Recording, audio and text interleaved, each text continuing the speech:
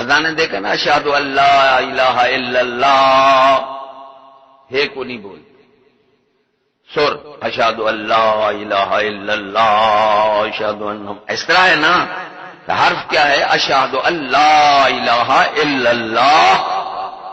یہ دعا نماز میں اذان پڑھ کے دیکھو. اس لیے بہت بڑا بزرگ لکھ گیا ہے کہ حضور صلی اللہ علیہ وسلم کی امت کے اکثر مؤذن جہنم میں جائیں گے.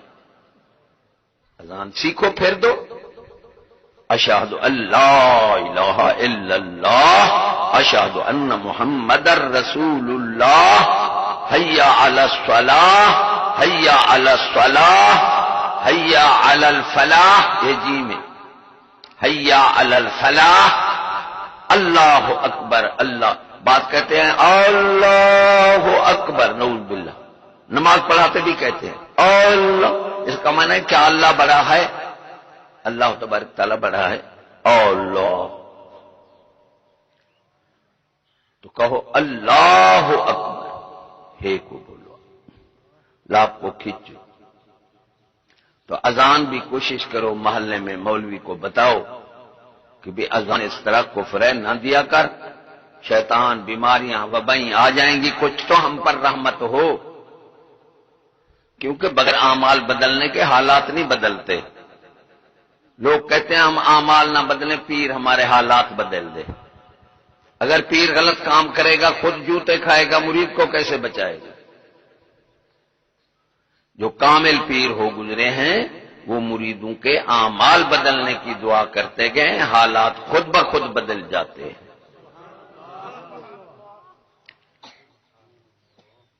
اب مولوی فقیر، میں نماز پڑھی میاں چنوں، اہل حدیث آ گیا، بڑا کوئی بڑا تھا، اتنا اکڑ کر نماز پڑھی. یہ میری بات ہے کہ یاد رکھنا، جتنا بد عقیدہ لوگ ہیں نا، ان کی اعمال پر بحث نہیں کرنی، فقہ پر بحث نہیں کرنی، عقیدے پر بحث کرو. کیونکہ عقائدی اختلاف ہو تو عملی موافقت فائدہ نہیں دیتی. جس طرح حکومت نے ملا دیوبند، ادھر بریلوی عالم اور شیعہ مدعا پر بحث کی. بیوقوفی ہے نا، وہی ملا ہے نا. جب عقیدہ خراب ہو، عمل لکھا نہیں جاتا. تو جب عقائدی اختلاف ہے تو پھر عمل میں بحث کرنا تینوں کی بیوقوفی ہے. بدعقیدہ کا عمل نہیں لکھا جاتا. جتنا برائی کرے نیکی کرے لکھی ہی نہیں جاتی.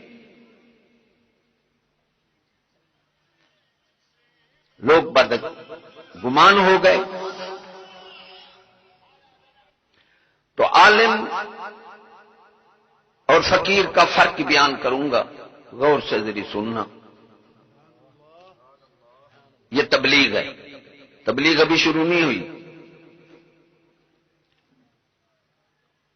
ہاتھ کیسے لگے گا آخر سردی میں؟ جس طرح ہاتھ پر انگارہ رکھ دیا جائے. تو بھی انگارہ رکھو، چیخیں گے نہیں؟ ہم چیخیں گے. صرف مومن اس کو تبلیغ کو برداشت کر سکتا ہے، باقی کوئی نہیں کر سکتا. بزرگ فرماتے ہیں 4 بندوں میں سے ہو جا. پہلے تو حق پر چلنے والا ہو جا. یہ نہیں ہو سکتا کونوا مع الصادقین، سچے لوگوں کے ساتھ ہو جا، پھر بھی تو بچ جائے گا. یہ نہیں ہو سکتا حق کہنے والا بن جا. ارے یہ نہیں ہو سکتا تو حق کو خوشی سے سن لے، عمل نہیں کرتا. 5واں نہ ہونا، منافق ہو کے مر جائے گا. آخری حد ہے کہ جو بندہ حق سن بھی نہیں سکتا، کیونکہ یہودیت کفر جو ہے، جو قولی طور حرام ہے وہ عملی طور رائج ہے، جو عملی طور فرض ہے وہ قولی طور بھی بیان نہ ہو، پھر مسلمان کس کے؟ اسی طرح عمر اچھروی کے عبد التواب نے چشتیہ شریف رفع یدین والوں کو برا بولا.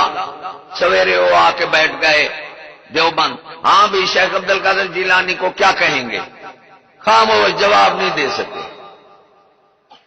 بے ایمان، جب تم عقیدہ خراب سمجھتے ہو پھر عمل جو اس کے عمل پر جو بحث کرتے ہو تو پہلے اس کا عقیدہ صحیح سمجھا تو عمل پر بحث کی۔ اس لیے جب تک فقراء کے ہاتھ لوگ تھے، ہم تھے، شعور تھا، اب علماء کے ہاتھ آئے، مارے گئے۔ علامہ اقبال نے بھی یہی کا فرمایا، علم ہے فقی و حکیم، فقر ہے مسیح و کلیم، علم ہے جویائے راہ اور فقر ہے دانائے۔ اور فقیری یہ نہ سچے فقیر، یہ آج کل والے فقیر نہیں ہیں۔ حفیظ جلندری فرماتے ہیں مومن وہ ہیں جو موت سے نہیں ڈرتے، ارے ولی وہ ہیں جو صحرا میں بھی رہ کر محافظ نہیں رکھتے۔ کلاشن کو والے فقیر نہیں، یہ تو مومن بھی نہیں ہے۔ ایک بزرگ نے تعویل کی ہے اس کے بارے، باتیں بہت ہیں، وقت تھوڑا ہے، یار کون کون سی باتیں کر سکے، ہر بات ضروری ہے۔ فرمایا میں دریا کے کنٹے پر کھڑا تھا، دیکھا تو بہت بڑا بچھو دوڑا آ رہا ہے، بہت بڑا۔ میں دیکھ یار بچھو ادھر کیوں دوڑا آ رہا ہے دریا کی طرف اتنا تیزی سے، بہت بڑا بچھو، میں نے اتنا بڑا بچھو نہیں دیکھا۔ فرمایا ادھر چھپ چھپ ہوئی پانی کی، دیکھا تو کچھوا آ رہا ہے بہت بڑا، کچھوا آ کر باہر بیٹھ گیا، بچھو اس پر سوار ہو گیا۔ ارے ویسے ولی نے فرما دیا مومن وہ ہیں جو موت سے نہیں ڈرتے، ولی وہ ہیں جو صحرا میں بھی جنگلے میں راندیان محافظ، یہی بات کافی ہے۔ لیکن وہ دیکھتے تھے کہ کمزور ایمان ہے، کچھ وضاحت کر چھوڑے کہ جھوٹے پیر بھی آج ہیں نا، کلاشن کو پالا تو مومن نہیں ہو سکتا تو ولی کہاں ہو گئے۔ کچھوا دریا پار کرنے لگا بچھو کو، میں نے کشتی چھوڑ دی، پار اترا، بچھو دوڑ پڑا، میں پیچھے چل پڑا، دیکھا تو اللہ کا ولی درخت کے نیچے عبادت کر کے نیند کر رہا ہے، سب کو اس پر حملہ کرنے والا ہے۔ کہاں سے رب نے انتظام کیا؟ وہ اللہ کے بھروسے پر جو سویا ہوا تھا وہ لا خوف تھا۔ ارے ولی کیا ہوتا ہے؟ لا خوف علیہم ولا هم یحزنون، اللہ نے الذین آمنوا وکانوا یتقون کرامت نہیں بتائی، اس لیے اللہ نے فرمایا میرے ولی جو ہیں متقی پرہیزگار شریعت پر عمل کرنے والے، کیونکہ ما فوق الفطرت شیطانی استدراج بھی ہوتا ہے۔ ایک بندہ تھا، اس کی آنکھ میں درد ہوتا تھا، وہ ایک بے دین سے سلوات رکھاتا تھا، تو خیر لوگ اس کی تعریف کرنے لگے، ولی ساتھ بیٹھے، فرمایا اس کے پاس نہ جایا کرو۔ انہوں نے کہا یا حضرت وہ فلاں کو آنکھ میں درد ہوتا ہے، آپ نے فرمایا شیطان اس کی آنکھ کو چوکی دیتا ہے، درد کرتا ہے، جب وہ سلوات رکھتا ہے شیطان چوکی اٹھا لیتا ہے تاکہ اس کا موت کے دھو جائے۔ اس لیے اللہ نے کرامت بیان نہیں کی، فرمایا میرے ولی متقی پرہیزگار اور نیک شریعت پر عمل کرنے والے، شریعت کے باہر کوئی ولایت نہیں ہے، گمراہی ہے۔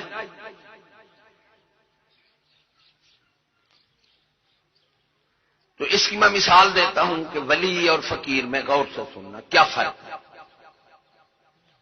ہارون الرشید نے اپنی بیوی کو کہا تو میری بادشاہی سے دن چھپے تک باہر ہو گئی ٹھیک، ورنہ تجھے طلاق۔ اب اس وقت تیز رو سوالی تھا گھوڑا، اور 12 گھنٹے لگتے تھے اس کی بادشاہی سے باہر جانے، گھنٹے کھڑے تھے 8، 200 علماء اکٹھا ہوا، انہوں نے فتویٰ دیا کہ طلاق ہے، کیونکہ یہ جا نہیں سکتی، ملک کا طلاق ہے شاید پوری نہیں ہوتی۔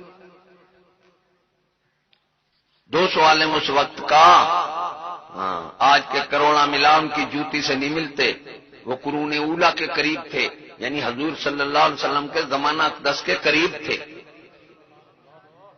امام ابو حنیفہ رحمۃ اللہ علیہ امام وقت کی دوسری دفعہ عورت پر نگاہ پڑ گئی، پہلی پڑتی تھی، دوسری بار کبھی نہیں پڑی، روتے رہے۔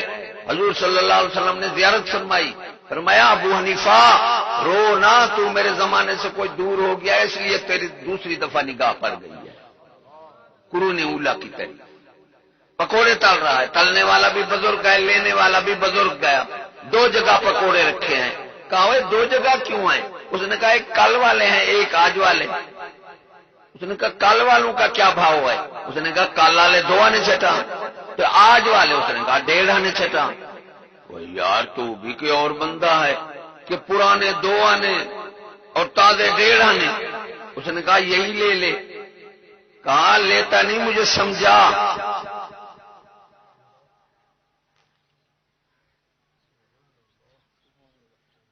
اس نے کہا یہ حضور صلی اللہ علیہ وسلم کے زمانہ اقدس کے 1 دن قریب بنے ہیں، یہ 1 دن بعد بنے ہیں.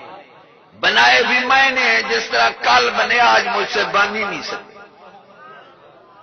یہ قرون اولا اس طرح عالم 200 والے. امام بخاری رحمۃ اللہ علیہ کو کہا گیا جو اہل حدیث کہلاتے ہیں. ہاں میں وہ بات کر رہا تھا، میں نے اس پر سوال کیا یا تم الحمد شریف چھوڑ دو کوئی اور صورت پڑھو. کہتا ہے کیوں؟ میں نے کہا الحمدللہ، الحمد میں تو تقلید ہے، غور سے سننا. کہتا میں نے اللہ نے فرمایا اہدنا الصراط المستقیم، سمجھو مجھے سیدھا راستہ دکھا یا رب.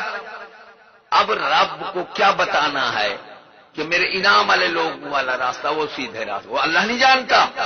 ارے یہ ہمیں بتایا ہے کہ مجھ سے سیدھا راستہ مانگو، میرے انعام والے لوگ سیدھے راہ پر ہیں. انعم اللہ علیہم من النبیین والصدیقین والشہداء والصالحین ان اولیاء اللہ لا.